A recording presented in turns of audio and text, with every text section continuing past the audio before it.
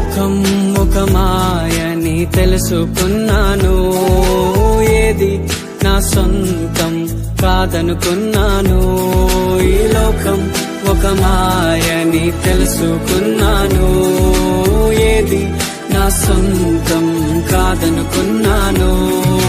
తప్పిపోయిన కుమారుని నేనైతే నా కొరకై నిరీక్షించే తండ్రి నా యేసు.